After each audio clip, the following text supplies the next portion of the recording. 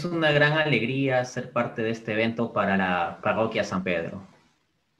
San Pedro, un hombre absolutamente lleno de defectos. Si Pedro estaba lleno de algo, era lleno de defectos. Pedro era muy impetuoso, solía ser el primero en hablar. Y ese Pedro que era el primero en hablar muchas veces era el primero en meter la pata. Decía, Señor, yo pues te acompañaré hasta el final. Y luego lo negó 3 veces. En Pedro encontramos un hombre de buen corazón, pero de bastante debilidad.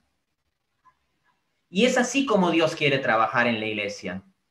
Dios trabaja desde nuestra debilidad.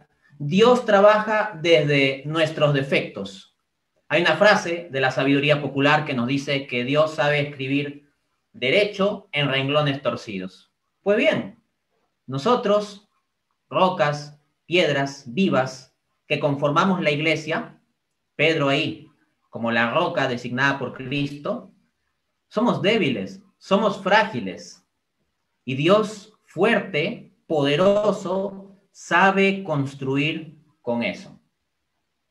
A lo largo de la historia de la iglesia, a lo largo del recorrido de la barca de Pedro, ha habido muchas tempestades y humanamente la iglesia no tendría por qué haber llegado hasta aquí. Asimismo, la iglesia peruana humanamente no tendría que estar llegando al bicentenario.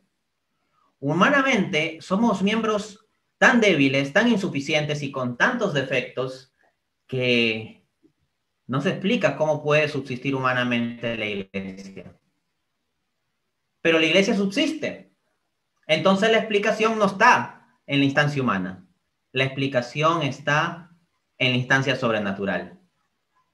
Hacemos las cosas con tantos errores y con tantos defectos, pero es la mano de Dios que cuida su iglesia.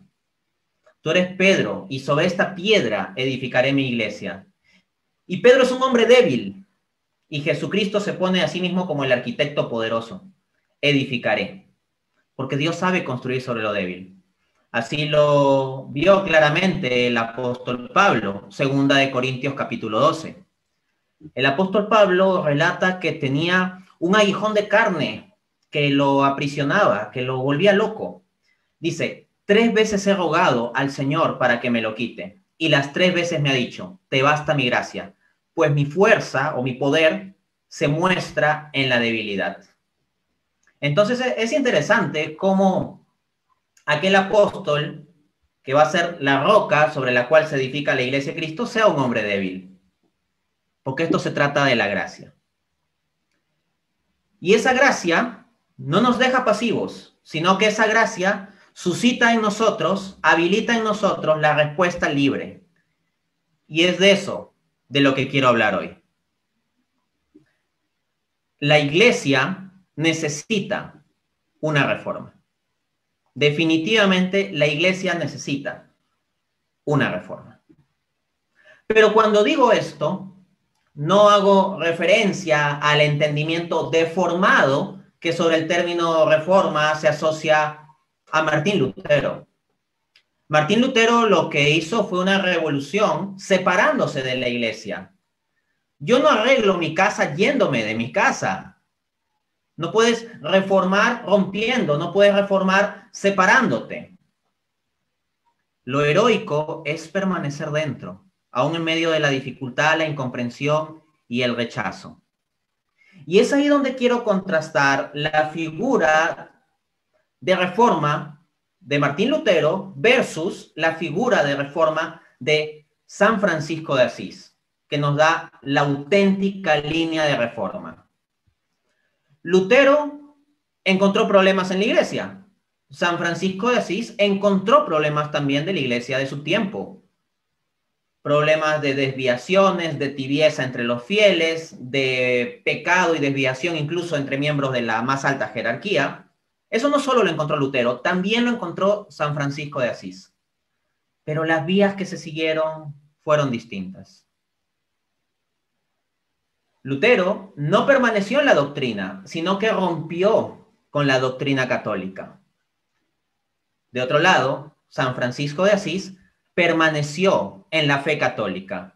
No hay en la predicación de San Francisco un punto de ruptura con respecto a la doctrina católica. Lutero pretendía reformar la iglesia yéndose, o se pretende que reformaría la iglesia yéndose. San Francisco de Asís se quedó dentro. Reconstruye la casa de Cristo, ahí en ruinas, desde dentro. Y de eso se trata, no de separarnos, sino de permanecer. Y si la barca de Pedro enfrenta tempestades, y si tiene huecos y comienza a hacer agua, pues nos quedamos dentro a tapar esos huecos, con la confianza de que la barca no se va a hundir. Porque ¿saben qué? En esa barca de Pedro, ¿quién va? Va Cristo.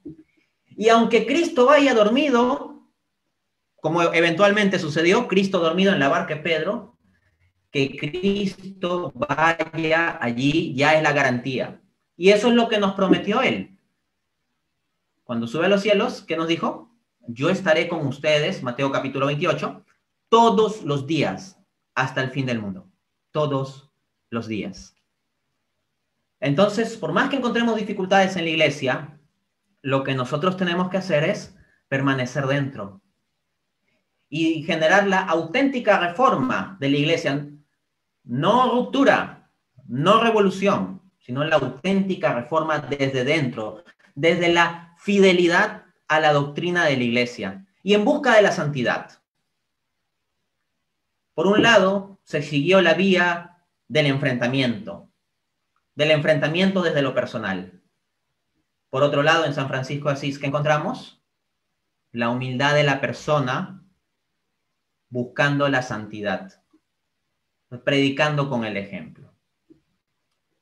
Ese es el paradigma. En ese marco de referencia, quiero, previo a entrar a las cuestiones que vamos a tratar de las necesarias reformas, urgentes reformas que se requieren en la Iglesia Católica en general y la Iglesia peruana en particular, también si se quiere, en torno al Bicentenario, quiero hacer referencia a dos analogías. Pensemos en una casa en la que hay problemas. ¿Qué hacer cuando hay problemas en nuestra casa? Nos cambiamos de familia, decimos, tú ya no eres mi padre, tú ya no eres mi madre, tú ya no eres mi hermano. ¿Es eso lo que soluciona las cosas y nos vamos de la casa tirando un portazo? No. Aunque sea difícil, quien ama de verdad busca permanecer en su familia. Hay su familia con defectos, su familia con problemas, pero es su familia. Y busca hacer lo necesario para que haya paz y armonía en la familia. Y sigue insistiendo, aunque muchas veces no lo escuchen, con la esperanza de que eventualmente Dios irá encauzando las cosas. Pues bien, en el paradigma de la ruptura, con Lutero el asunto es, hay problemas en mi casa, hay malos miembros, la gente se porta mal, no me cae mi papá que me parece autoritario, etcétera, me voy de la casa. Distinta a la actitud de San Francisco de Asís. Yéndote de la casa no resuelves los problemas de tu casa, los agravas. Otra analogía, porque ciertamente puede compararse a la iglesia con una casa, es la casa del Señor. Pero vayamos a otra analogía. Esta vez ya la casa no en tanto las personas, sino la casa en tanto la estructura física de cosas que hay. Cuando la casa está desordenada, cuando la casa está sucia, ¿qué es lo que haces? Dices, me voy de la casa, me largo esta casa, me compro otra casa, me voy a otra casa, me voy a vivir a otro lado. No hacemos tal locura. Si la casa está desordenada, si la casa está sucia, pues tenemos que remangarnos y comenzar a limpiar, porque es nuestra casita. Esa es la iglesia. Y la iglesia necesita ser limpiada. Jesucristo mismo, en el libro de Apocalipsis, capítulo 3, habla a su iglesia, porque Jesucristo no va a hablar a falsas iglesias. Jesús habla a la verdadera iglesia. Y le dice, por ejemplo, en el capítulo 3, que no eres frío ni caliente, sino que eres tibio, y si sigues así te vomitaré de mi boca. El propio Jesús se da cuenta de la necesidad de trabajar en limpiar y ordenar esta casa. Entonces eso, sería una locura pensar que una solución a la suciedad o desorden que hay en la casa de uno sea irse de la casa. Lo que uno hace es limpiar. Estando establecido, pues, el contexto, entramos en materia. Quiero tratar 10 reformas urgentes que requiere la Iglesia Católica.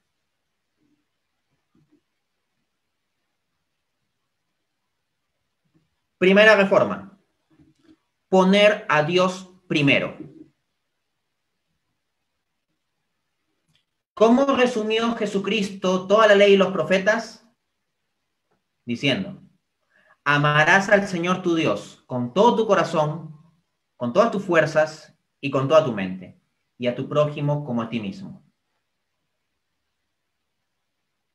Primero, el amor a Dios, luego el amor al prójimo. Dios tiene que ser primero. Y poner a Dios primero implica que comencemos a hacer el esfuerzo y tomar conciencia de que en nuestra vida nosotros tenemos que ir últimos.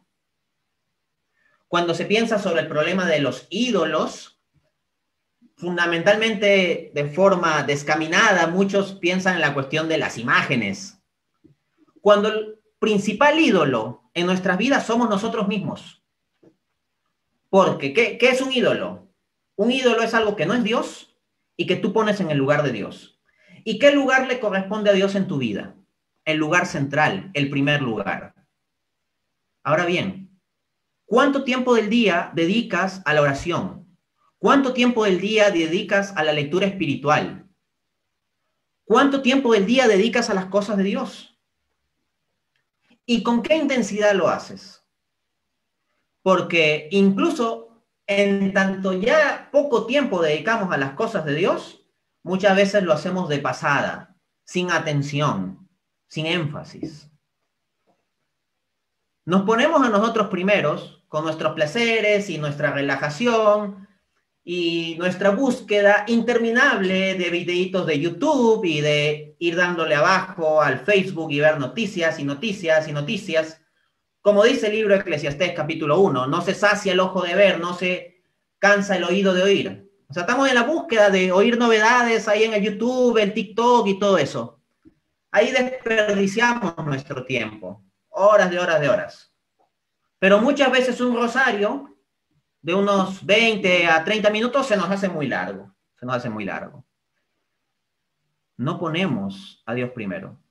Leemos un montón de tonterías en redes sociales y dedicamos bastante tiempo a leer tonterías. ¿Y cuántos leen su Biblia?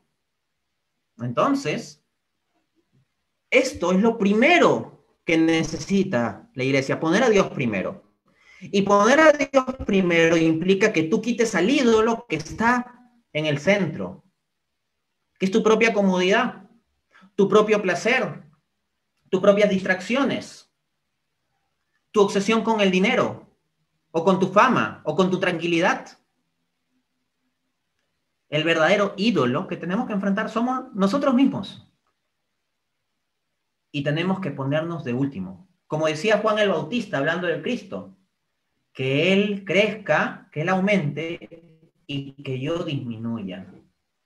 Si queremos que la iglesia de Cristo esté primero, tenemos que poner a Cristo primero y a nosotros de último. Pero en tanto nos ponemos a nosotros de primero y a Cristo de último, por eso la iglesia anda de último, pues, porque Cristo ya dijo cómo funcionaban las cosas. El que quiera ser primero, hágase el último. Entonces, como los católicos nos ponemos de primero y queremos nuestra propia comodidad, nuestro propio beneficio, nuestra propia tranquilidad y nuestros placeres, y no ponemos primero a Dios, por eso es que andamos de últimos. Y eso tiene que cambiar, eso tiene que ser reformado.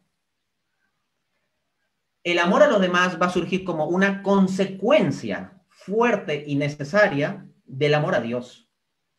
Porque cuando tú amas intensamente a Dios, eso te va a llevar a amar a los hermanos, inevitablemente. Si tú quieres intensamente un amigo, vas a querer a los hijos de ese amigo. Los vas a engreír a los hijos de ese amigo. Y hay una auténtica hermandad, porque hay un padre.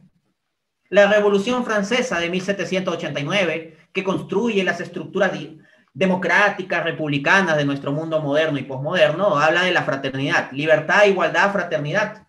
pero con su deísmo deja la idea de un Dios Padre de lado, por fuera. Pero ¿cómo vamos a ser hermanos de forma genuina si no tenemos la conciencia genuina de venir de un mismo Padre? Entonces es el amor a Dios el que nos va a llevar intensamente al amor al prójimo. Hay que poner a Dios primero. ¿Cómo celebramos la Navidad? Le damos regalo a todo el mundo, menos al niño Jesús. Le damos regalos a todos menos al cumpleañero. No nos acordamos del cumpleañero. ¿Qué tipo de fiesta de cumpleaños es esa? Hay que cambiar eso. Asimismo, ¿cómo nació Jesús? Cuando uno reza los misterios gozosos, en el tercer misterio del rosario, de los gozosos, termina el texto diciendo: y tuvo que darlo a luz en un pesebre porque no encontraban sitio de alojamiento. ¿Qué es un pesebre? Suena muy romántico. Un pesebre es el sitio de los animales, de la granja, un sitio sucio, un sitio último, un sitio no solo humilde, sino humillante. Ahí nació nuestro humilde Señor. ¿Y por qué nació en lo último? Porque no había sitio que les diera alojamiento. Nadie tenía espacio en su casa. Todos siempre tenemos otras cosas más importantes que hacer en lugar de construir el reino de Dios. El reino de Dios de último, en lugar de poner el reino de Dios y su justicia primero, lo ponemos de último. Y por eso no nos vienen las demás cosas dadas por añadidura. A Cristo le corresponde el primer lugar. Démosle el primer lugar en el alojamiento de nuestras vidas. No permitamos que nazca en un sitio marginado y excluido de nuestros corazones. Segunda reforma: poner la mirada en Dios. En línea con lo primero. La mirada del católico, para que la iglesia sea conforme a la estatura que Cristo espera, es que tenemos que poner nuestra mirada en Dios. Andamos con la mirada en otros lados y no en Dios. Es el momento de la consagración eucarística. Presente allí Jesucristo en la misa. ¿Y qué estamos haciendo? Distraídos aquí, dando la paz como un acto social. Jijiji, jajaja. ¿Qué sucede? Ponemos nuestra mirada en los hombres. Andamos pendiente del prójimo. Y ni siquiera para ayudarlo, sino por asunto chisme, de curiosidad. Esto ya lo encontrábamos en el mismo apóstol Pedro. Evangelio según San Juan, capítulo 21. Jesús resucitado ahí conversando con los apóstoles. De repente pasa por ahí caminando el apóstol Juan, jovencito. Y Jesús estaba dialogando con Pedro. Y Pedro le pregunta a Jesús: Maestro, ¿y qué con este? O sea, ahí Pedro con curiosidad, teniendo enfrente a Jesús, pero poniendo los ojos en qué va a pasar con Juan. O sea, poniendo los ojos en el del costado. Y Jesús le responde: ¿a ti qué te importa? Véanlo, Juan capítulo 21, dice: ¿y a ti qué? O sea, ¿a ti qué te importa? Tú ven y sígueme. ¿Qué hay si yo quiero que siga viviendo hasta que yo vuelva? Tú ven y sígueme. Eso es lo que te dice Cristo. Tú que andas mirando al hermano que se sienta al costado en la banca, o al sacerdote que predica aburrido, o al sacerdote que cometió tal o cual pecado. Tú ven y sígueme, dice Cristo. No andes con la mirada en el costado. Mírate a ti mismo para que veas tus pecados y mira a Cristo para que veas la misericordia que te sana. Y camina hacia ahí. ¿Qué haces viendo a los otros? ¿No tenemos ya suficiente en nuestros pecados para centrarnos en despreciar y en Cristo para centrarnos a amar, como para estar viendo a los otros por asunto de chisme? Si vas a ver a los otros es para amarlos. Esto, por supuesto, eventualmente implicará corrección, pero la corrección desde el amor, no desde el chisme. ¿Cuántas personas se van de la Iglesia Católica precisamente porque no ponen su mirada en Dios? Ven al sacerdote, y si el sacerdote comete un pecado, ya no creo en la iglesia porque ese sacerdote pecó. O si el sacerdote predica aburrido, ya no creo en la iglesia porque ese sacerdote no me excita la devoción al momento que habla. Me hace dormirme.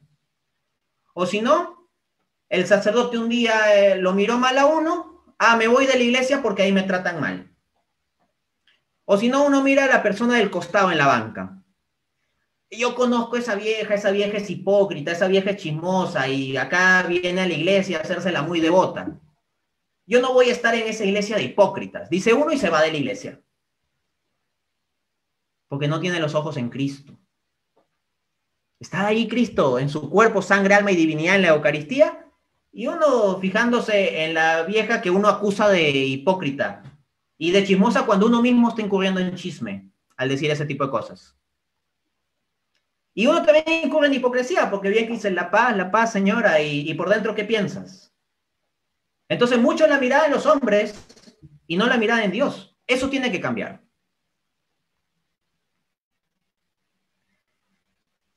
Otro vicio de andar mirando a los hombres, y en el que caen varios católicos, de los que procuran ser comprometidos, es que andan pendientes las 24 horas y los 7 días de la semana de todo lo que haga el Papa.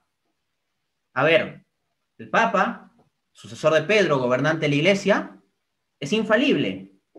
Infalible de acuerdo a la doctrina católica cuando define dogmas de fe o moral, cuando establece cuestiones de doctrina.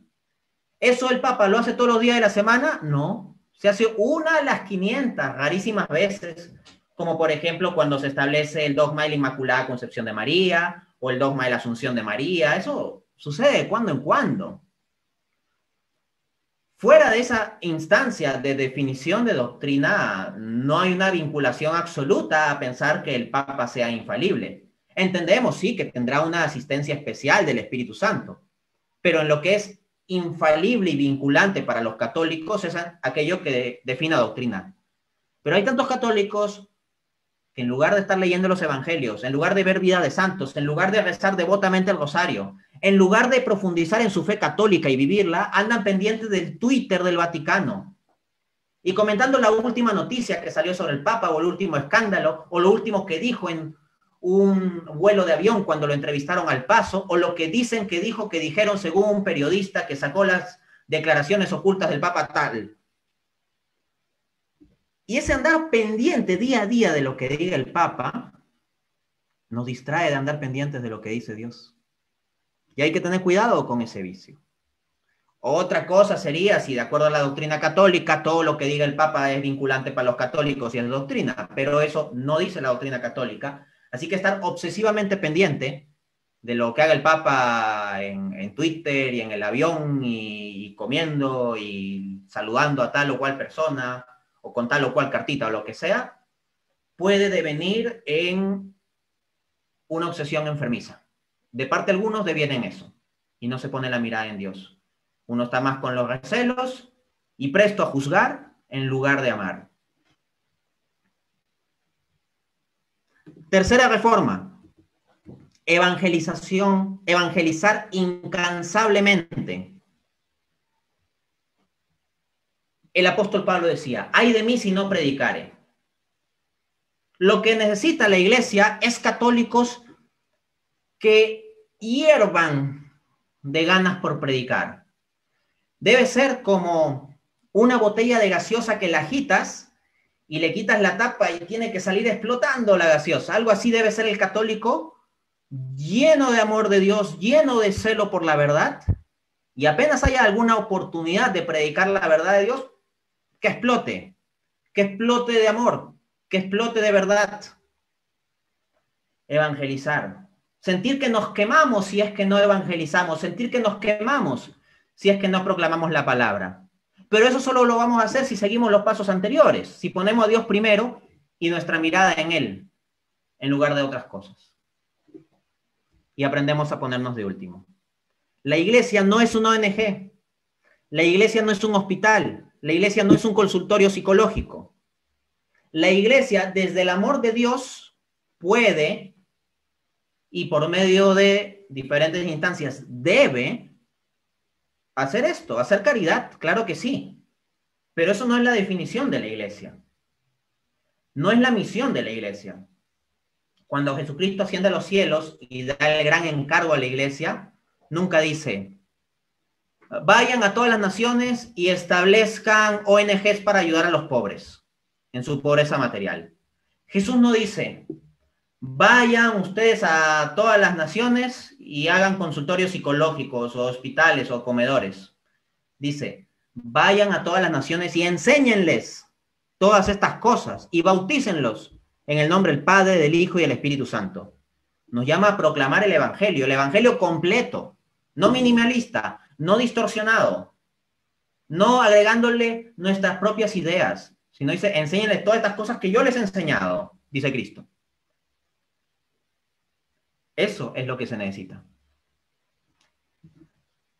Esa es la misión de la iglesia, llevar el evangelio. Y eso es por amor al prójimo, porque el ser humano es cuerpo y espíritu. ¿Y qué parte es más importante? El espíritu. El alimento material alimenta el cuerpo, el alimento espiritual alimenta el espíritu. Y si podemos llegar a la totalidad de la persona desde la totalidad de Dios, mejor. En el sacramento en que está presente en cuerpo, sangre, alma y divinidad nuestro Señor Jesucristo, alimentando nuestro cuerpo y nuestro espíritu.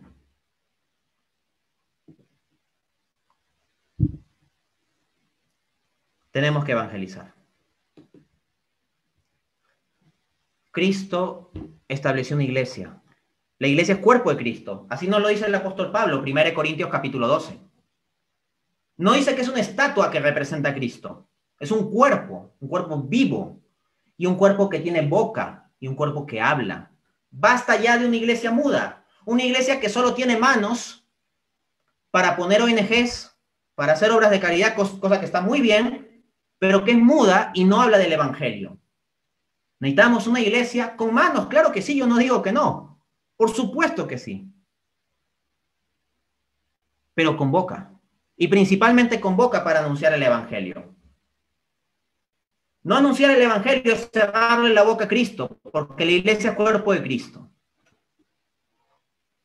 Así que a predicar, hermanos. Esa es una obligación de todos. Cuarta reforma. Cuidar la liturgia. Cuidar la liturgia. La misa es la celebración más importante de la vida cristiana. Como ya he adelantado en comentarios anteriores, ahí está presente nuestro Señor en cuerpo, sangre, alma y divinidad. ¿Podemos pensar que la iglesia va a estar bien si se toma eso a la ligera? La salud del cuerpo depende de cómo uno se alimenta. La salud de este cuerpo, que es la iglesia, dependerá de lo eucarística que sea, de cómo viva su Eucaristía, de cómo viva ese alimento, de cómo asuma ese pan bajado del cielo, que es Jesucristo mismo. Si al momento de la Eucaristía estamos distraídos, eso es un problema. El sacramento de la Eucaristía mantiene a muchos en la fe. Y bien celebrado el sacramento de la Eucaristía, da el imán necesario para atraer conversiones de los no católicos. Tenemos el caso de Scott Hahn, pastor protestante convertido al catolicismo. ¿Cuál fue el principal elemento que lo impulsó a convertirse en católico? La Eucaristía.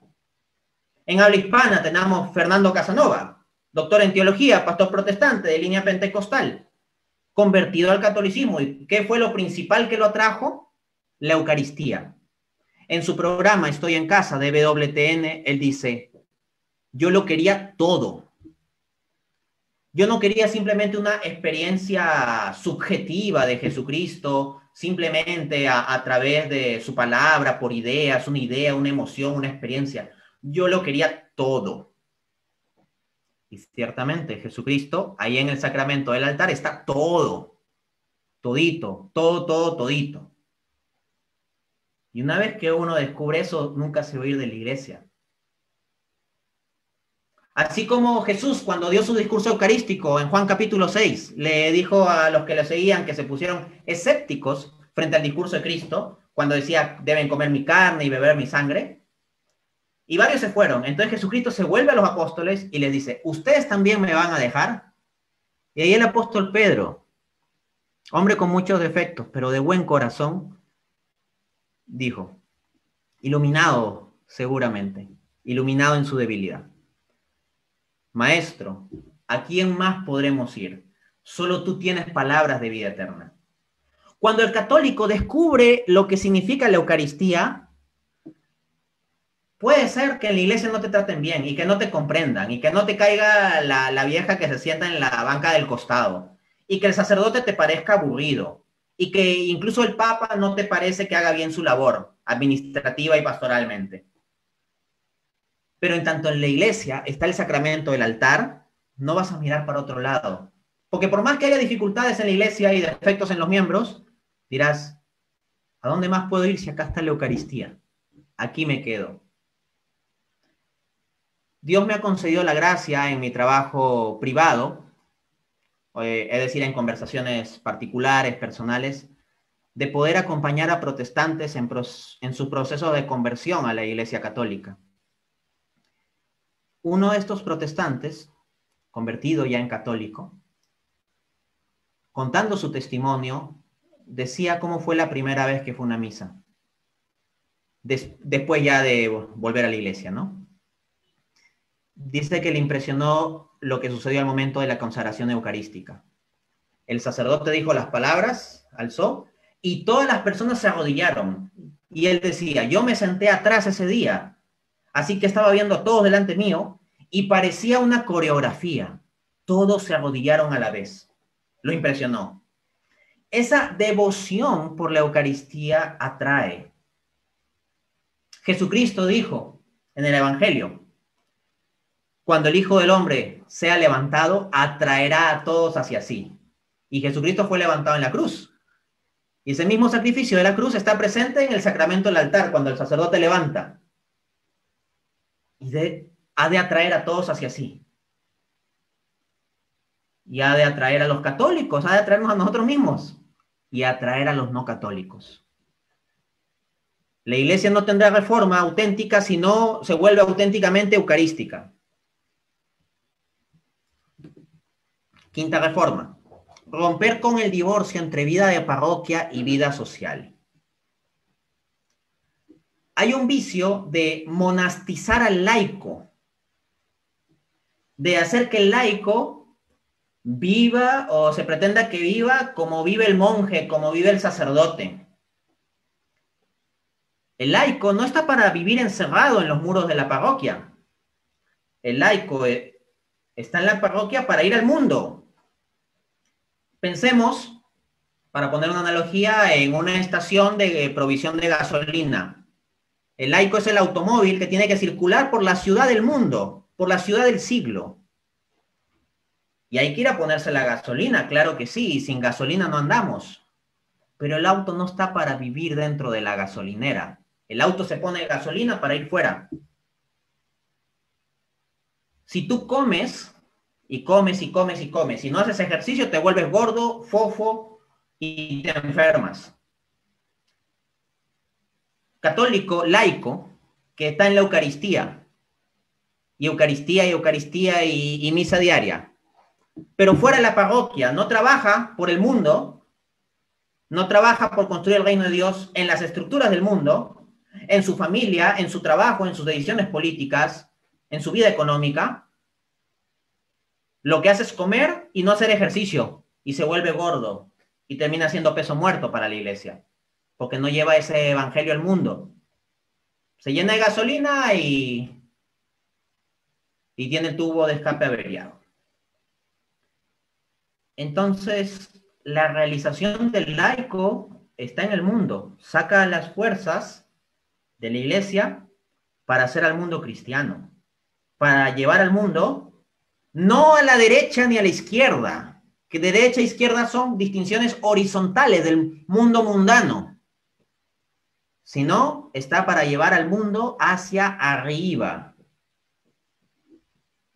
Qué equivocados están muchos católicos que, tomando las acepciones de derecha e izquierda de la política de este mundo, otra cosa puede discutirse acepciones filosóficas, pero quienes, tomando las acepciones de la política de este mundo y los partidos de este mundo y los políticos de este mundo, creen que hay que llevar al mundo a la derecha o a la izquierda. No, al mundo hay que llevarlo hacia arriba,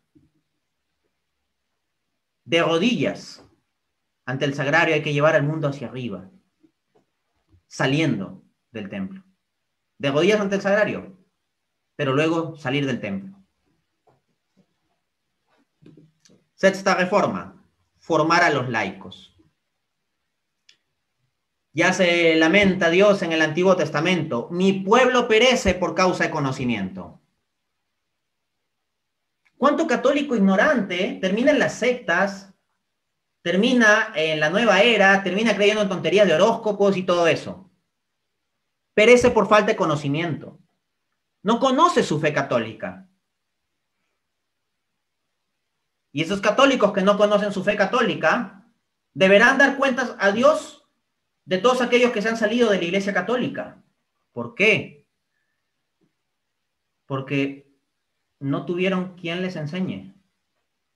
Vieron simplemente a una bola de católicos mediocres y entonces pensaron que la Iglesia Católica es equivalente a mediocridad espiritual y se fueron. No seas parte de ese problema. Necesitamos formación. Recientemente conversaba con una persona no católica, y le estaba explicando varias doctrinas católicas con sustento bíblico. Así le estaba dando el sustento bíblico de un montón de doctrinas católicas que la persona consideraba que no tenían sustento bíblico. Y me dijo: te agradezco bastante porque la verdad me has dado una base. Yo antes había sido católica, pero nunca me habían dado esa base, nunca me habían mostrado que había ese sustento bíblico de estas cosas. Si hubiera habido cerca un católico que en su momento le hubiera mostrado eso, esa persona no habría salido a la iglesia probablemente. Vamos a tener que dar cuentas de eso ante el Señor. Entonces los laicos requieren ser formados, y en las parroquias deben formarse escuelas de teologías para laicos, con énfasis en la apologética, en la defensa de la fe. Voy a volver sobre eso luego. Espiritualidad también. Pero una espiritualidad no basada en los sentimentalismos, sino basada en el amor y el conocimiento. Y el amor como acto de voluntad, no como sentimiento. La espiritualidad, no desde cualquier autorcillo que aparezca en moda, como Anthony de Melo, cosas así, que están así, no recomendados por la iglesia, por decirlo suavemente. ¿Ustedes beberían agua del río sucia? Si para alimentar su cuerpo no beberían agua sucia, como dicen algunos países, agua puerca, no beberían eso. ¿Por qué si lo hacemos con respecto a nuestras almas? ¿Por qué leemos libros espirituales de autores que han sido condenados por el magisterio de la iglesia? Bebamos agua limpia, agua filtrada, agua garantizada, los escritos de los santos. No vayamos simplemente a lo que tal o cual líder particular de tal o cual grupo nos pueda decir, sino que asegurémonos leyendo los libros de los santos para tener una buena espiritualidad católica. No les digo con esto que los grupos se desintegren ni que no haya grupos, no, muy lejos de lo que yo quisiera. Al contrario, debe haber grupos, pero grupos que se alimenten de espiritualidad sólida, no de cualquier cosa. Y ahí tenemos los libros santos: San Alfonso María Ligorio, San Luis María Montfort, San Francisco de Sales, Santa Catalina de Siena, Santa Teresita del Niño Jesús. Nos han dejado obras hermosas. ¿Qué hacemos leyendo cualquier libro de autoayuda que trae una multiplicidad de herejías modernistas y posmodernas? Alimento sólido hay que dar a nuestros laicos. Y asimismo, los laicos deben estar informados de la doctrina social de la iglesia. La iglesia tiene doctrina, magisterio vinculante para nosotros sobre la economía y la política. El magisterio de la Iglesia ha condenado sistemas como el liberalismo y el comunismo. Así, por ejemplo, Juan Pablo II, en la Solicitudo Rei Socialis, una encíclica, documento magisterial, dice que la doctrina social de la Iglesia asume una actitud crítica, tanto ante el capitalismo liberal como ante el comunismo marxista. Católico debe estar formado en eso, para que no ande apegándose a movimientos político-económicos malsanos, heréticos, perniciosos. Eso es lo que destruye nuestra sociedad. Y después nos preguntamos por qué la Iglesia es débil en la sociedad. Porque le estamos vendiendo toda nuestra sociedad a fuerzas no católicas, pues. Y después nos lamentamos. Séptima reforma, impulsar la apologética. La apologética es cuestión de vida o muerte. La apologética es la defensa de la fe. Y la Iglesia Católica es continuamente atacada. De entre todas las denominaciones cristianas, la más atacada es la Iglesia Católica. Cosa curiosa, cosa interesante. Sería bueno que los no católicos reflexionen por qué la Iglesia Católica es justo la más atacada de todas. ¿No querrá decir eso algo? Las feministas, ahí que van a tirar sus excrementos a los templos, ¿van a templos protestantes? No, van a nuestros templos católicos. Los profesores de academia universitaria o profesores universitarios, que hasta puede ser un curso de matemática, te hablan mal de la iglesia. ¿Y de qué iglesia te hablan mal? ¿Te andan hablando mal de las denominaciones protestantes? No, te hablan mal de la iglesia católica. ¿Y tus familiares protestantes o compañeros protestantes en el trabajo, en los estudios? Eventualmente, varios de ellos, no digo todos, pero varios de ellos no comienzan a atacar a la iglesia católica. Uno como protestante, uno como católico no vive atacando a los protestantes a cada rato que tiene ocasión de dialogar con un protestante. Pero nos encontramos que algunos protestantes, repito, no digo todos, algunos protestantes sí tienen mucho esa actitud. Los medios de comunicación, periódicos, radio, televisión, se burlan constantemente de nuestra doctrina, de nuestras creencias, de nosotros. La Iglesia Católica está atacada por todos los frentes. Por lo tanto, si no tenemos defensa, estamos sometidos a tanto ataque. Si estás sometido a tanto ataque y no tienes defensa, ¿qué va a pasar? Te vas a morir. Si te lanzan flechas, si te lanzan balas, si te lanzan puñetazos y patadas y cuchillos, y tú no tienes defensa, te mueres frente a ese ataque. Y así es como es atacada nuestra fe. Y la apologética es la defensa de la fe. Hay que hacer apologética teísta. Yo no digo que los laicos se vuelvan expertos en discutir con ateos, pero sí digo que cada laico debería conocer lo básico de apologética. Como mínimo, cada laico debería ser capaz de explicar una demostración de la existencia de Dios. Hay laicos que ni siquiera saben que existe esto. Existen argumentos filosóficos para demostrar la existencia de Dios. Por ejemplo, tenemos el caso de Santo Tomás de Aquino, santo de nuestra iglesia, las 5 vías para demostrar la existencia de Dios. Y muchas veces esto ni se conocen. Y esto hay que introducirlo en los cursos de confirmación. Hay que hacer apologética cristiana. Sale ahí del documental del Evangelio prohibido de Judas, o que Jesús se casó con María Magdalena, o que no existió, o que Jesús era un extraterrestre, o que encontraron su tumba. Tanta tontería que nos dicen contra la historicidad del cristianismo, que hay 800 dioses paganos que nacieron el 25 de diciembre. Todas esas puras falsedades. Pero muchas veces nos la tragamos porque no tenemos la formación para responder. Y eso es grave. Necesitamos formación en apologética cristiana, histórica.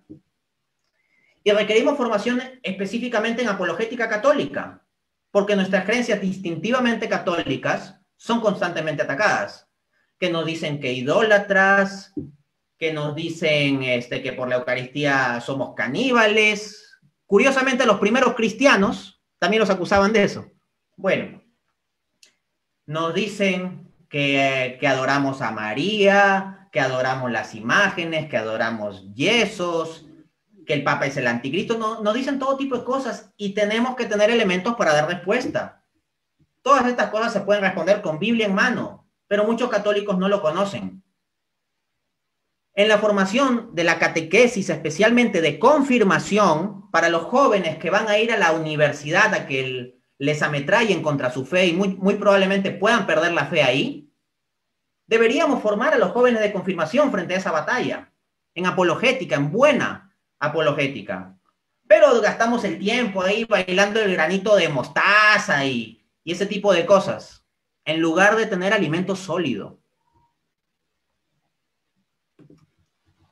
Octava reforma, no caer en la lógica de la cuantificación. Busquemos calidad, no cantidad. A Santa Bernardita Subirús, la joven que vio a la Virgen en Lourdes, Francia, joven que fue torturada, o sea, sometida a tortura psicológica por las autoridades civiles de su época, le preguntaron, ¿qué es a lo que tienes más miedo? Ella respondió, a los malos católicos. Le preguntaron, ¿a nada más? Y ella dijo, no, a nada más. No decía tenerle miedo al gobierno, ni a lo que pudieran hacerle, ni a la persecución, sino a los malos católicos. Porque los malos católicos dan mal testimonio y por eso la iglesia se debilita. Preferible tener menos católicos de más calidad que pura cantidad, con formación superficial. Pero hay parroquias que andan centradas simplemente en números, en cantidad de bautizados, cantidad de gente que se confirma. O hay youtubers católicos, católicos entre comillas, que viven obsesionados con las visitas. Y quien vive obsesionado con ganar más visitas en YouTube termina vendiéndose al mundo. ¿Qué dijo Jesucristo? Juan capítulo 16, el mundo los odiará, el mundo los perseguirá, el mundo los rechazará. Si tienes un montón de visitas en YouTube y todo el mundo te aplaude y todo el mundo te quiere y eres muy popular ahí como youtuber, influencer y todo eso y mucho like y mucha visita, es probablemente porque no es el auténtico mensaje. Es preferible tener menos cantidad pero con calidad, con decencia, con sólida doctrina, no con chismes y con innovaciones. O con títulos sensacionalistas no propios de la mesura y prudencia del cristiano. Novena reforma, conciencia sobre el pudor. En nuestra sociedad se ha perdido la noción de pudor, parece algo absolutamente anticuado. Entonces, ¿qué es lo que encontramos? Hay que en los cursos de confirmación, los jóvenes van con los pantalones en las rodillas. Entonces, no, ahí se le ve todo el calzoncillo. Y las señoritas ahí mostrando toda la carnicería. ¿Qué es eso? Tenemos que cambiar.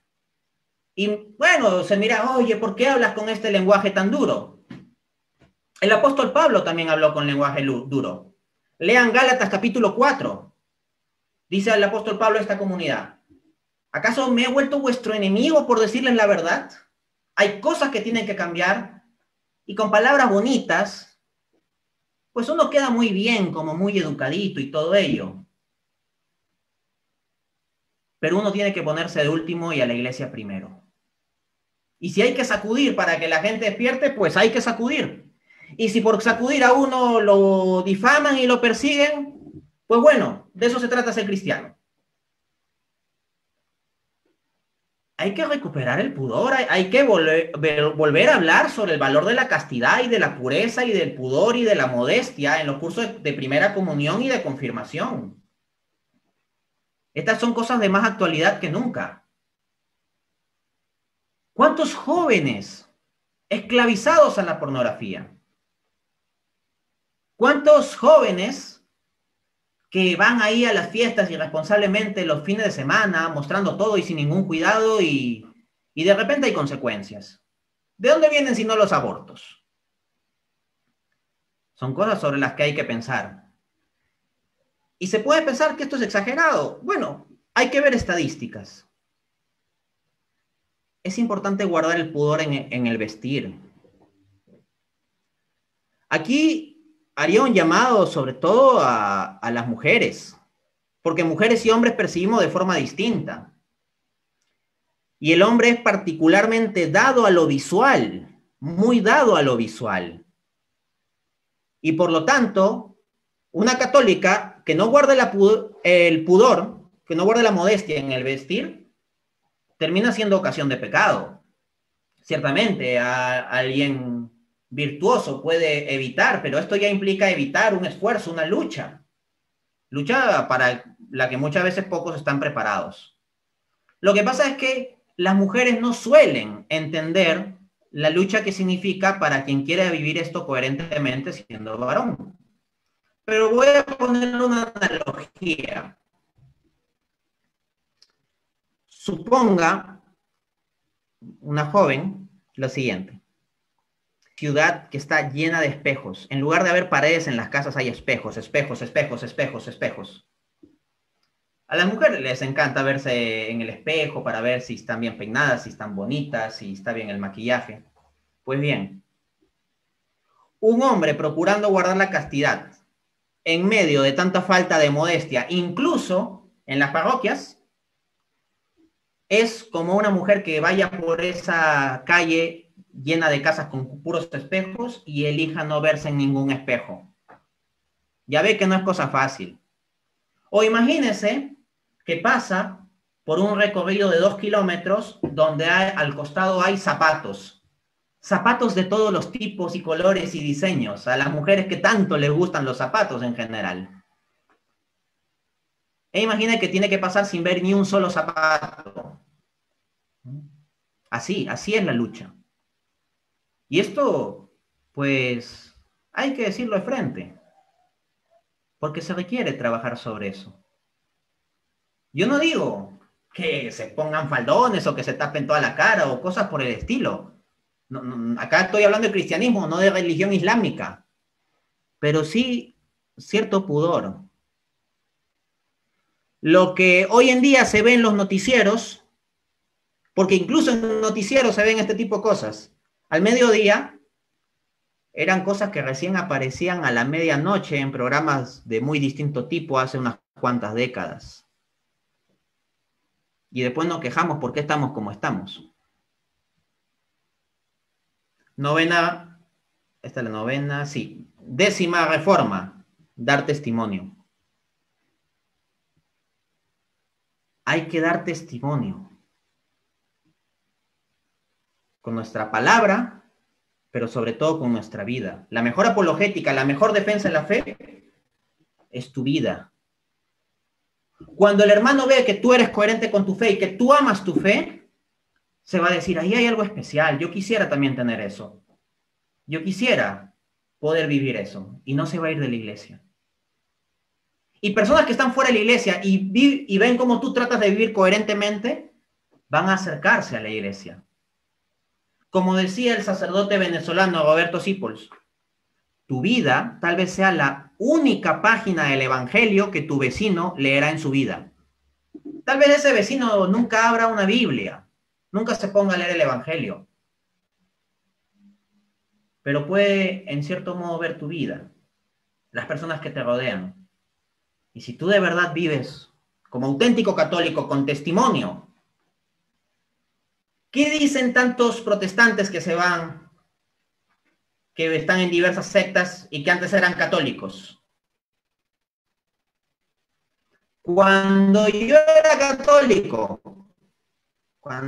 católico era borracho y le pegaba a mi mujer y le sacaba la vuelta. Como si eso, ¿no? Como si para ser buen católico hubiera que pegarle a la mujer, pareciera que ese fuera el estándar que asumen. No hay testimonio, pues. El que busca vivir dando testimonio ayuda a construir auténticamente la iglesia. Ese es el tipo de reforma que se necesitan. No la separación de Lutero, sino la santidad de San Francisco de Asís. Tenemos que buscar esa santidad. De eso se trata. De dar testimonio con nuestras vidas. Porque por mucho que hablemos, no hay mejor predicador que Fray Ejemplo. Ama a Dios, vive tu fe, da ejemplo. ¿Que somos pecadores? Sí. Entonces damos ejemplo también de la misericordia de Dios, pues. Porque confesamos que somos débiles y que somos pecadores y que tenemos caídas. Y así más pueden confiar en que Dios, así como nos ayuda a nosotros, que somos tan deficientes, puede ayudarlo a ellos. El que lucha constantemente con sus defectos y lucha con dureza y muchas veces cae, es el que puede comprender al drogadicto, por ejemplo, y traerlo a la iglesia y orar por él. porque la fuerza de Dios trabaja sobre nuestra debilidad. Esa es la reforma que requiere nuestra iglesia, que reconozcamos nuestra debilidad y trabajemos con la fuerza de Dios que nos viene de la gracia. Muchas gracias.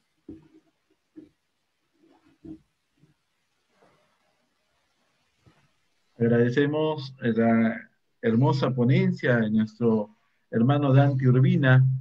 Él nos ha dado una gran lección sobre este gran tema que estamos viendo hoy día, ¿no? Ciertamente nos ha enseñado que Dios sabe construir en nuestra debilidad. Dios construye en la debilidad del hombre. Dios, y nosotros somos testigos de este trabajo de Dios.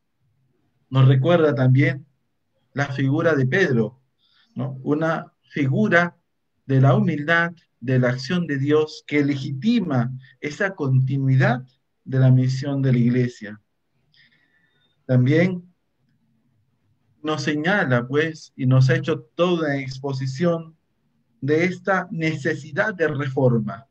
Obviamente, una reforma que no es la reforma del protestante o del protestantismo luterano, sino la reforma como la hizo Francisco de Asís, el testimonio, con mirar de la reconstrucción de la iglesia con la humildad y el amor. Necesitamos ciertamente de una reforma que en 10 puntos nos ha ido señalando los puntos importantes y urgentes de esta reforma. El amor a Dios, el poner a Dios como primero, ¿no? El poner esa mirada en Dios, evangelizar incansablemente la Eucaristía, centro de la vida del cristiano, la realización del laico en el mundo, la formación de los laicos. Qué importante es en nuestras parroquias y cuando muchas veces llamamos formación de laicos, nos olvidamos de esta hermosa formación, impulsar la apologética, no creer en la lógica de la cuantidad, ¿no? Cantidad, sino de la calidad. Esa conciencia de saberse del pudor, ¿no? Y sobre todo el testimonio. Ahora, en este espacio, ¿no? Vamos a seguir saludando a aquellas personas que nos están escuchando, que están continuando con nosotros en la transmisión vía Facebook, pues he ido a San Pedro. También queremos ver algunas preguntas que nos pueda contestar nuestro hermano Dante de aquellas cosas que han ido saliendo, ¿no? Que son tan importantes para nosotros. En primer lugar, salió una idea muy importante que de repente nos podrás aclarar un poquito más, ¿no? Esta pregunta que usted mismo lanzó, ¿sabías que la Iglesia Católica es la más o la única? Y lo viste en dos puntos, de repente explicar un poquito más por qué crees o por qué se da en el Perú, sobre todo, esta ataque a nuestra amada Iglesia Católica. Si no entendí mal, se refiere a la cuestión de por qué se da tanto ataque a la iglesia en el contexto del Perú, ¿no? ¿Es correcto? Exactamente. Bien. La respuesta es muy sencilla. ¿Por qué en la iglesia de Cristo? Jesús, yendo a la cruz, ahí las mujeres lloraban, decía, si esto hicieron con el leño verde, ¿qué no harán con el leño seco? Jesús fue crucificado, fue despreciado, fue difamado. Jesús fue tratado de loco. Jesús fue tratado de endemoniado. Mateo capítulo 12, lo acusaron a Jesús los maestros de la ley de que Jesús hacía milagros por obra de demonios. Entonces Jesús lo acusaron de blasfemo, por eso lo crucificaron, de sedicioso, de rebelde. La iglesia es cuerpo de Cristo. Así como el mundo me odió, así los odiará a ustedes, dice Jesús. ¿Por qué la iglesia católica es tan odiada? ¿Por qué no hay denominación cristiana más odiada que la iglesia católica? ¿Por qué la iglesia de Cristo? Así de simple. Y eso es verdad en China y en Guatemala y en Roma y también en el Perú.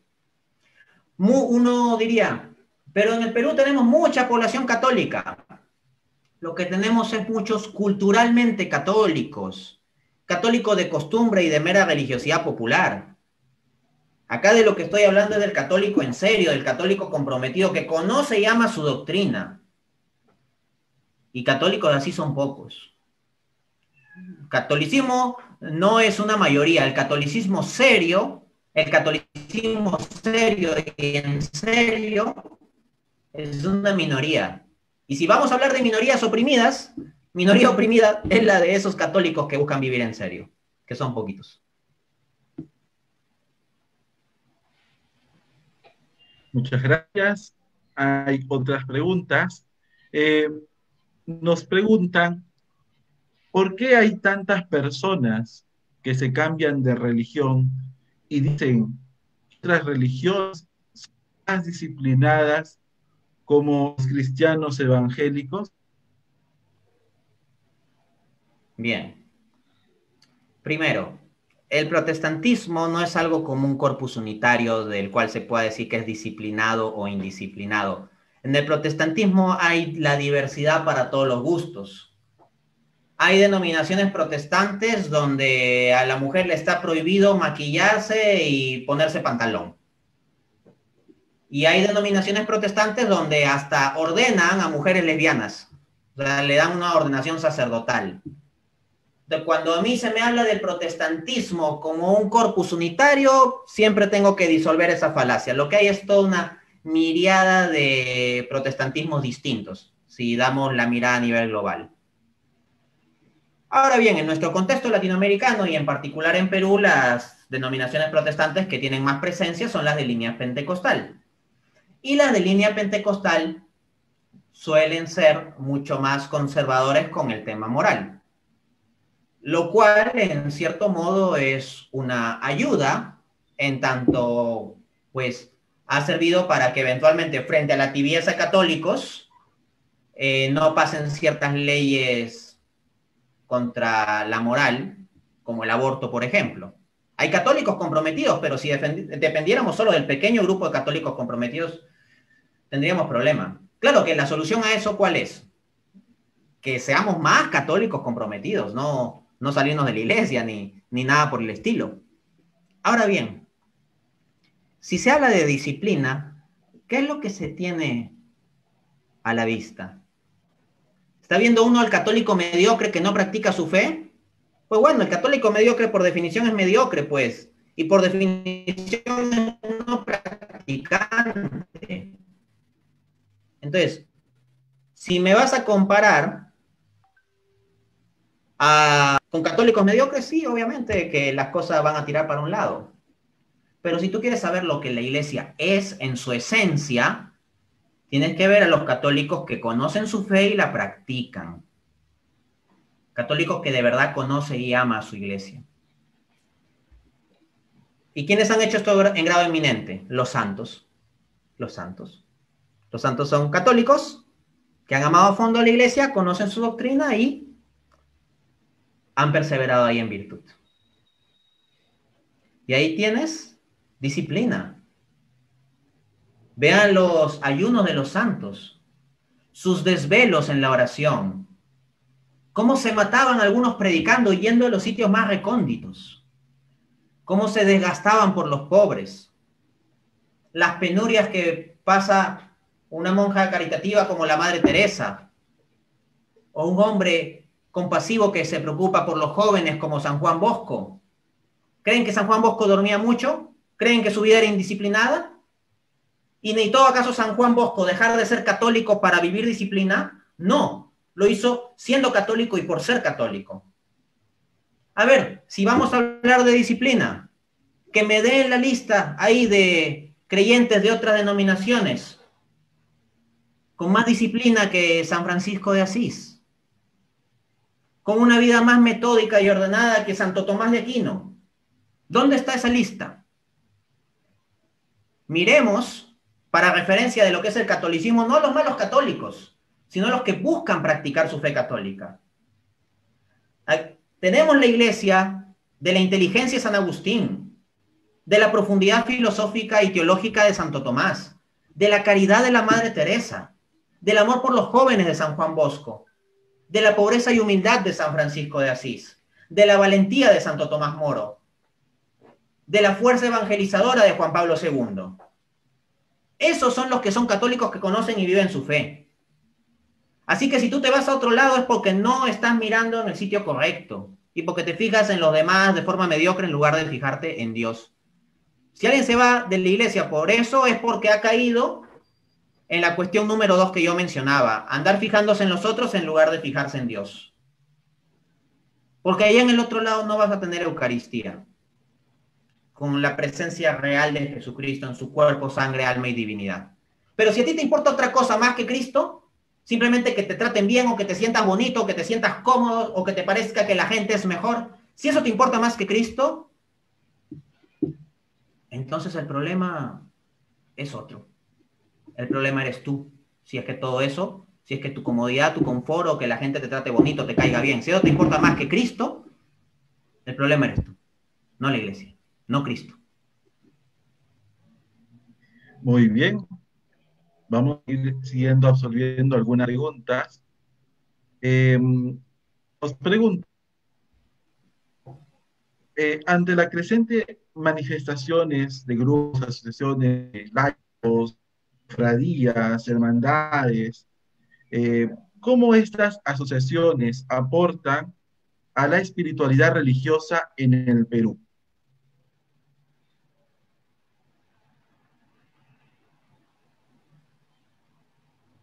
La iglesia tiene una muy rica diversidad. Una diversidad en la unidad. Una sola doctrina. Tenemos jesuitas y franciscanos. Tenemos dominicos. Tenemos los del movimiento Juan 23, y a los de la renovación carismática, y a los de la Legión de María, y así a muchos grupos. Pero en tanto estos grupos se mantengan siendo buenos católicos, todos creemos en la misma doctrina. El mejor aporte de cada uno con su singularidad se dará en la medida en que no nos salgamos de la unidad. Grupo particular de la iglesia que no obedece al magisterio, y cuando digo el magisterio es la doctrina definida, no digo cualquier particularidad que se le ocurra a cualquier miembro de la jerarquía o a cualquier autoproclamado dirigente, sino todo grupo de la iglesia para aportar verdaderamente manteniendo en la unidad debe ser conforme al magisterio. Quien se sale del magisterio no está en lo católico. No se puede tomar como representativo de lo católico. ¿Qué aporte se da de esa diversidad? Pues múltiple. Hay quienes son más activos. Por ejemplo, los salesianos, haciendo mucho trabajo con los jóvenes, extraordinario. Tenemos a monjas de clausura, que se la pasan orando. Y esa labor es absolutamente esencial y muy necesaria. Es la gasolina de la vida activa. Y gran parte, si podemos hacer cosas en la vida activa, es porque hay monjas contemplativas. Si yo puedo dar esta conferencia no es porque soy un tipo fuerte, yo soy un tipo lleno de debilidades. Seguramente habrá la ayuda desconocida por mí, de por ahí alguna o algunas monjitas contemplativas. Hace mucho por la iglesia. Tenemos grupos que nos aportan bastante alegría y vivacidad, como la renovación carismática. Grupos que nos muestran una tierna y ordenada devoción mariana, como la Legión de María. Tenemos, pues, movimientos en la iglesia, órdenes religiosas, que dan un énfasis importante a lo intelectual, como los dominicos o los jesuitas. Mientras no haya desviación, mientras se mantengan en la doctrina de la iglesia, es un aporte muy grande. Cuando se desvían de la doctrina, eso sí, son un dolor de cabeza muy grande también. Y no es bueno traer dolores de cabeza, por favor, a la iglesia. No le traigan dolores de cabeza. ¿Saben por qué? Porque la cabeza de la iglesia es Cristo. Cuando le traemos dolores de cabeza a la iglesia, ese dolor de cabeza de la iglesia es el dolor del corazón de Cristo. Entonces, sí, ciertamente en la rica vida de la iglesia hay múltiples movimientos que aportan desde sus distintos carismas que el Espíritu Santo ha querido suscitar.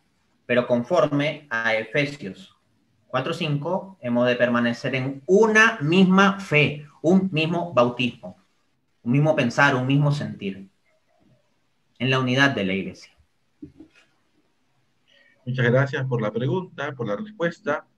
Eh, Frente a este tiempo tan difícil que estamos viviendo en el Perú, nos preguntan cómo puede actuar un católico en esta crisis política donde existe un divisionismo social, familiar, de pensamientos.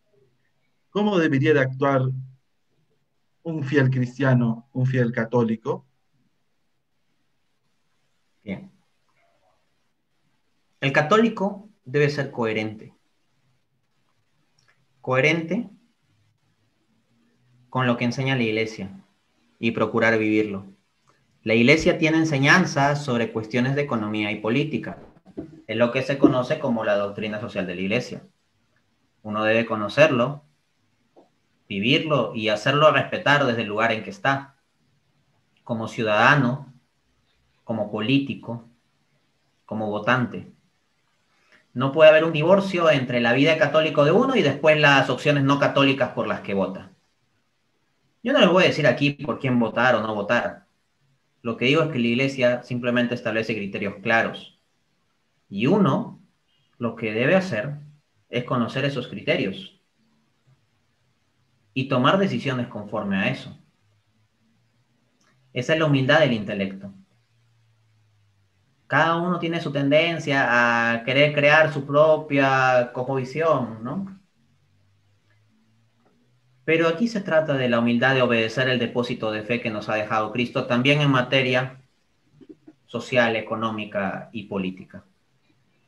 Ahora bien, uno debe tratar, si va a dialogar con alguien con quien discrepa, hacerlo con mansedumbre, con orden y con seriedad, también con firmeza. Que no se pierdan esos elementos. No entremos a los insultos, no entremos a la falta de caridad y no perdamos la firmeza tampoco. Yo procuro ser muy enfático y muy firme. Procuro al mismo tiempo no ser irrespetuoso.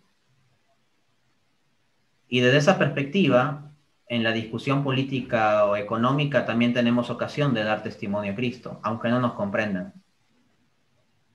Pero el que se mantenga firme hasta el final, ese se salva. Y al mismo tiempo, católicos, si se mantuvieran firmes, salvarían al país. En el bicentenario en que nos encontramos en tan gran encrucijada, ¿cuántos católicos de verdad están comprometidos como católicos también al momento de votar?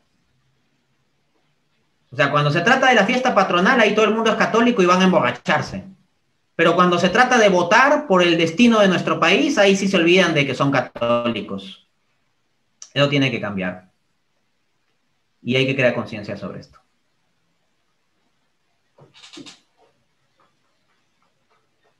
Muy bien. Vamos a la siguiente pregunta desde el Facebook. Nos pregunta, ¿por qué hay personas que solo ven bien a un sacerdote que lo ayudó en su crecimiento espiritual y no ven a otros sacerdotes compararlos? Porque no los llenan espiritualmente, dejan sus comunidades.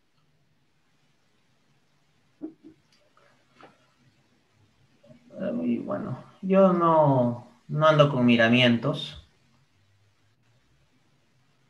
Porque somos unos inmaduros y unos engreídos, así de simple. ¿Tú vas a la iglesia por Cristo o por el sacerdote? Ya estamos grandes, ¿no? Tenemos ojos, tenemos internet. Puedes ir y descargarte el catecismo. Puedes descargarte los libros de los santos. Hay en YouTube colgadas muy buenas prédicas de buenos sacerdotes. Hay audiolibros de espiritualidad. ¿Por qué tú dependes ahí de el sacerdote tal o cual particular ahí que te dé el biberón con la lechecita espiritual? Ya San Pablo se quejaba de que en la comunidad cristiana muchos andaban solo ya con pura lechecita y no iban al alimento sólido. O sea, gente que se va a la iglesia porque, este sacerdote no me cae bien y no me siento ya tan bien y no me da mi alimentito espiritual. Gente que no quiere madurar en la fe. No es problema de la iglesia, es problema de actitudes de esa gente. Ciertamente que hay problema de sacerdotes. Y los sacerdotes tienen que ocuparse de sus problemas. Y en todas las cosas que yo he dicho hay muchas cosas que son responsabilidad de los sacerdotes y los sacerdotes tienen que actuar sobre esto. Pero no seamos inmaduros y vivamos echándole la culpa a otros. El laico, que no ande echándole la culpa de todos los problemas de la iglesia a los sacerdotes, diciendo, estos sacerdotes. Y los sacerdotes dicen, estos laicos. El problema de la iglesia eres tú. Y tienes que cambiar tú. A la Madre Teresa le preguntaban, si usted tuviera la posibilidad de cambiar algo en el mundo, ¿qué es lo que cambiaría? A mí misma. Así tienes que pensar. ¿Qué andas pendiente de que el sacerdote? El sacerdote es un ministro ordenado, en tanto consagre la Eucaristía, te va a dar verdaderamente el cuerpo y la sangre de Jesucristo. Independientemente de que tenga sus defectos o que predique aburrido o que te haya mirado mal el otro día. Si hay una persona que me va a dar $1.000.000 y digamos que tiene un peinado que no me gusta, yo tendría que ser bien tonto para no recibirle la plata solo porque su peinado no me gusta, ¿no? Pues bien, la Eucaristía es mucho más grande que cualquier $1.000.000, es Jesucristo mismo. Y si tú te vas de la iglesia, simplemente porque el cura te miró mal, es porque no valoras a Cristo y serías mucho más necio que aquel que rechazara $1.000.000 porque no le gusta el peinado de quien se los ofrece. Muy bien, la siguiente pregunta nos señala, nos dicen, ¿por qué hablar de reforma o contra-revolución y no de revolución? Revolución viene de dar la vuelta. ¿Y quién soy yo para enmendarle la plana a Cristo? ¿Quién soy yo para enmendarle la plana al cuerpo de Cristo y a la iglesia de Cristo, que es columna y fundamento de la verdad? 1 Timoteo 3:15. Con todos sus miembros pecadores y deficientes, pero columna y fundamento de la verdad, al fin y al cabo, por gracia y protección de Dios, no porque nosotros seamos virtuosos. Entonces, pues ¿para qué revolución? ¿Para qué vamos a inventar la pólvora? Yo no quiero inventar la pólvora para sacar cohetecillos de fuegos artificiales con novedades e innovaciones teológicas u heteropraxis con prácticas nuevas y cosas raras. Lo que yo quiero es llevar la antorcha del fuego de Cristo. Cristo vino a traer ese fuego. Decía, ¿cuánto quisiera que ya esté ardiendo? Decía Jesús en el Evangelio. Ese fuego fue dado a los apóstoles, es el depósito de fe, se le dio en el siglo I. Y Jesús dijo, vayan y hagan discípulos a los apóstoles, y yo estaré con ustedes todos los días hasta el fin del mundo. Entonces ese fuego, día a día, desde que Jesús dijo esas palabras hasta hoy en día, ha pasado a través de la sucesión apostólica. En medio de tanto hombre defectuoso, pero la cosa es el fuego. Y ese fuego es lo que yo quiero llevar, perseverar llevando ese fuego. No inventar la pólvora para hacer mis propios fueguitos artificiales. No se trata de crear una nueva iglesia ni nuevas doctrinas. Se trata de vivir la doctrina que ya tenemos, la espiritualidad que ya tenemos. ¿Para qué crear nuevas espiritualidades si a la justa vivimos los 10 mandamientos? ¡Qué locura! ¿Para qué crear nuevas teologías si a la justa conocemos la teología católica? ¿Para qué andar con especulaciones de otros libros si a las justas conocemos la Biblia? Queremos una continuidad. La reforma del cuerpo de Cristo es en la continuidad, no rompiendo. Porque yo no quiero romper el cuerpo de Cristo. Si alguien quiere una revolución y dar la vuelta, pues bueno, si le das la vuelta a alguien, como una revuelta, pues lo que vas a hacer es quebrarlo, pues le vas a quebrar la columna. Y yo no voy a hacerle eso a Cristo. La pandemia nos ha traído varias ventajas, desventajas a nivel económico, político, social. A nivel religioso, a nivel del Perú, ¿cuáles son esas ventajas y desventajas que nos puede haber traído la pandemia al crecimiento de los católicos en el Perú? Una potencial o posible ventaja, pero esto ya depende de cómo lo vivimos y tomamos, es que la pandemia nos ha hecho dar cuenta de nuestra vulnerabilidad y nuestra debilidad. Y en medio de la vulnerabilidad y debilidad, pues la persona tiene espacio para acudir a Dios. Porque cuando todo nos va bien, nos olvidamos de Dios. Nosotros queremos tenerlo todo: salud, dinero y amor.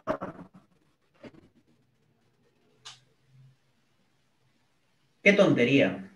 Porque salud, dinero y amor. ¿Y dónde está Dios? Tienes salud, dinero y amor y Dios fuera de la ecuación. Entonces, a veces cuando no tenemos salud o no tenemos dinero o no tenemos amor, buscamos a Dios. Y Dios es tan humilde que nos espera ahí, aunque nosotros lo busquemos como última opción. Así de humilde es Él. Entonces, en la pandemia hay esa oportunidad. No obstante, hay también un peligro muy grave y que yo veo con mucho dolor. Uno, la virtualidad, la famosa virtualidad. Nos hemos acostumbrado a muchas cosas por Zoom, por videollamada, por videoconferencia. Ahora bien, ¿quién sería tan loco que cuando tenga hambre, en lugar de comer alimento físico, lo que hace es verse un video en YouTube de comida? Nadie sería tan tonto de hacer eso, ¿no? Si tienes hambre, ves de comer, comida real, nada de la virtualidad de estar viendo videitos de cocina en YouTube cuando tienes hambre de verdad. Cuando tienes hambre de verdad, comes. Nosotros no haríamos esa locura entonces, pero la locura que varios hacen es que nos conformamos con la misa virtual. Y en la misa virtual puedes escuchar la prédica del Padre y orar y seguir las lecturas, pero lo que no puedes hacer es comulgar. Y el centro de la misa es la comunión. Y la verdadera reforma en la iglesia se va a dar en tanto sea eucarística. Así que si nos acostumbramos a esta virtualidad, vamos a perder esa oportunidad. Y esto es grave, porque la gente, ¿qué pánico tiene para ir a misa? Y las iglesias, ¿qué pánico tienen para hacer misa y recibir a la gente? Les soy sincero, más medidas de seguridad sanitaria he visto en parroquias que en hospitales. La gente no se cohíbe de ir a centros comerciales porque haya pandemia. Pero ¿cómo se cohíbe en los días domingos de ir a la parroquia porque hay epidemia, hay pandemia? Ahí sí. O sea, para ir a comprar tu alimento material, para ir a comprar el pan, ahí sí no tienes miedo de pandemia. Ahí llevas una sola mascarilla, no necesitas llevar casco, no vas vestido como un astronauta. Pero cuando se trata de ir a la parroquia a recibir no el pan material, sino el pan de vida eterna, Jesucristo mismo, ahí sí como que da flojera, ahí sí como que nos da miedo la pandemia. Y en las parroquias, donde deberían estar extremadamente preocupados por la salud del alma, y más aún en un contexto de pandemia donde hay gente que se muere y puede morir sin los sacramentos, o puede morir sin estar en estado de gracia, en lugar de estar tan preocupados por la salud del alma, en muchas parroquias lamentablemente andan obsesionados con la salud del cuerpo. O sea, te piden que lleves la doble mascarilla y el casco y te desinfectan a cada rato y todo eso. Y yo no digo que eso esté mal. O sea, yo no digo que el problema de la pandemia sea ligero o nada por el estilo. O sea, es un problema real y serio. Pero la pregunta es, ¿por qué nosotros tomamos todos esos miramientos para la parroquia y no para otros espacios? ¿Ah? O sea, si el problema es serio, el virus está en todas partes. Y al mismo tiempo, ¿por qué ni siquiera los hospitales se obsesionan tanto con el cuidado del cuerpo y la institución que debería estar para el cuidado del alma, la iglesia, está más obsesionada con el cuidado del cuerpo? Esto es grave y tiene que ser reflexionado. Muy bien, uno de los puntos en estas 10 puntos importantes para la reforma que se requiere en la iglesia era el punto 7, impulsar la apologética. Y nos preguntan justamente, ¿qué es lo que debería leer para poder estar preparado como apologeta católico? Bien. Básicamente distingo tres niveles de apologética. La apologética teísta para responder a los ateos o agnósticos.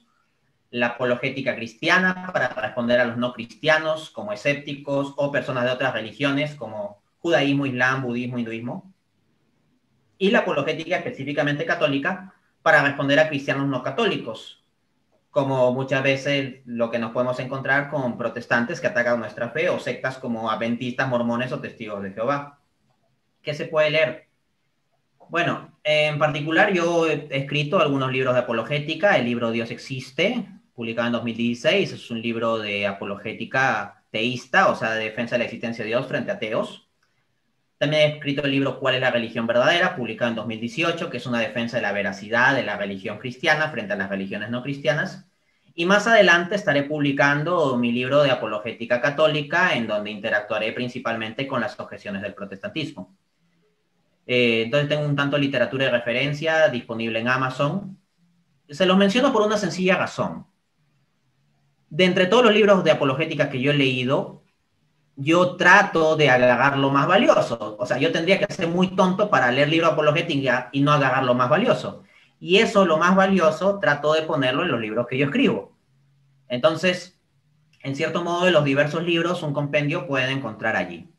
Pero para mencionar otras fuentes que son de mucha, mucha importancia, porque yo soy un enano simplemente parado en hombros de gigantes. A ver, en apologética teísta, pues yo suscribo un enfoque filosófico tomista y todo ello, pero para no complicar demasiado la vida con dificultades filosóficas, pues podrían leer algunos libros de apologética frente a ateos de nivel más básico. Existe, por ejemplo, el libro En Guardia de William Lane Craig, es un filósofo cristiano norteamericano, ¿no? Existe también libros de apologética de la historicidad del cristianismo. Hay un libro que se llama La religión demostrada, es bastante bueno, un sacerdote católico, el padre Hilaire. La religión demostrada trae argumentos para la existencia de Dios, para la veracidad del cristianismo y para la veracidad de la Iglesia Católica.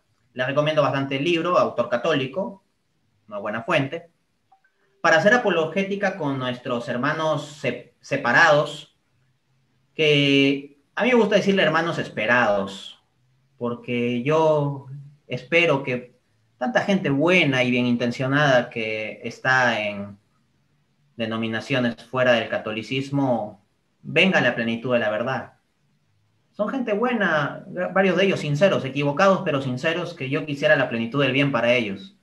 Quisiera que pudieran participar de la Eucaristía y tener conciencia de la protección de nuestra Santísima Madre. Bueno, para un poco entrar en esos diálogos, les puede servir el libro Diálogo con los protestantes del padre Flaviano Amatuli. La verdad que de apologética teísta no se me ocurre tantos libros que recomendar porque yo los libros que reviso son un poco más de nivel más complejo. Pero en el caso del libro del padre Flaviano Amatuli es bastante sencillo. Bastante sencillo, muy didáctico, en un lenguaje muy simple. Un libro ya de más nivel y de bastante calidad es el Compendio de Apologética Católica de José Miguel Arraiz. También les recomiendo el libro de este mismo autor titulado Conversaciones con mis amigos evangélicos. Son buenos libros que deben revisar. También para el caso histórico para el cristianismo les puede servir Evidencia que demanda un veredicto de Josh McDowell o Más que un carpintero de Josh McDowell. Agradecemos esta exposición tan clara, tan llena de ese fervor, esa fuerza, ese amor por la Eucaristía, esas ganas de reforma, pero una reforma de amor, una reforma real, una reforma que se muestre en nuestra vida diaria, en el testimonio de las personas. Y agradecemos pues a Dante por esta hermosa intervención en este tercer día de nuestro triduo a San Pedro.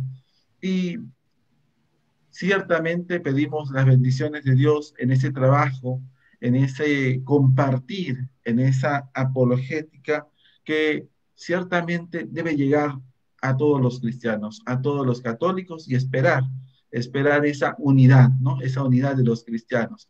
Pedimos o damos la palabra al Padre Héctor Raúl, párroco, para la bendición o para el cierre de nuestra reunión.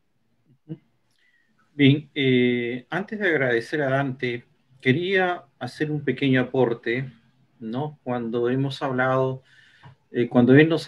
sobre el peligro de la virtualidad, ¿no? Que nos puede pasar factura a nivel sacramental, ¿no? A nivel de la vida dentro de la iglesia, es una gran verdad, ¿no? Ya el cardenal Sarat ya lo viene hablando, lo viene diciendo, porque los sacramentos pues pide presencialidad, ¿no? Y la gente parece mentira, pero se está acostumbrando a esto. Pero si hay algo que he aprendido yo durante este tiempo, ¿no? Y que tengo que profundizar más, y Dante lo puede tal vez corroborar, es de que la comunión espiritual es una devoción, una tradición muy antigua dentro de la iglesia, porque nosotros no hemos tenido, como ahora, en este siglo o el siglo pasado, no hemos tenido la comunión diaria para la gente. Los católicos, ¿no? Nunca tuvieron la Eucaristía tan cerca como la tenemos ahora, a pesar de que había sacerdotes, porque los sacerdotes no podían celebrar, ¿no? En cada momento, ¿no? O podían celebrar una sola, o en los conventos, ¿no? Se buscaba sobre todo por mantener, ¿no? La devoción, por mantener la liturgia bien hecha, trataba de no proliferar, ¿no? La Eucaristía, pero ya el Concilio de Trento lo descubrí que hay tres maneras de comulgar, está definido. Una que es materialmente, porque le puedo dar yo la hostia a un burro y no recibo el cuerpo de Cristo. La segunda, que puedo comulgar sacramentalmente, y eso es lo que me gustó, lo que dijo Dante, la totalidad. De verdad que lo voy a profundizar eso, porque esto mismo, ¿no? Muy realista, ¿no? Cuando recibo el cuerpo de Cristo, estoy alimentando mi cuerpo, estoy alimentando mi alma.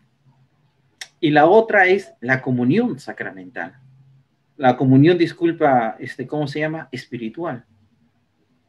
Yo he discutido mucho, ¿no? Con gente que despreciaba a veces, ¿no? La comunión sacramental, diciéndome: padre, voy a hacer ayuno espiritual y voy a comulgar espiritualmente, como lo estamos haciendo ahora muchos católicos que no pueden recibir el cuerpo de Cristo. Oye, pero le digo, pero si tienes el cuerpo de Cristo, si el sacerdote te está dando el cuerpo de Cristo materialmente, ¿qué mejor que eso? No, pero es que para no caer, como se dice, en la rutina. Y hay mucha gente dentro de la iglesia, ¿no?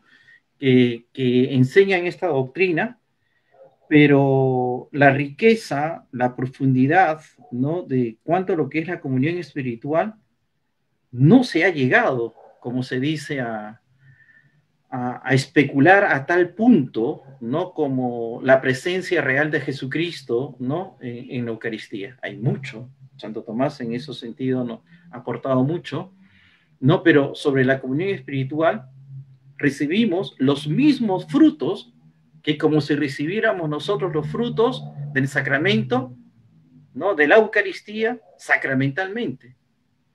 Es un punto para meter mucho diente ahí, porque después, sobre los frutos de la Eucaristía, sacramentalmente nosotros sabemos cuál es ella, pero sobre los frutos, ¿no?, de la comunión espiritual, hay que hacer una gimnasia intelectual y teológica para poder hacer coincidir, ¿no?, que es dolorosísimo, dolorosísimo para los que nos gusta la teología. Pero está definido por la doctrina, ¿no? Y está definido en la comunión espiritual.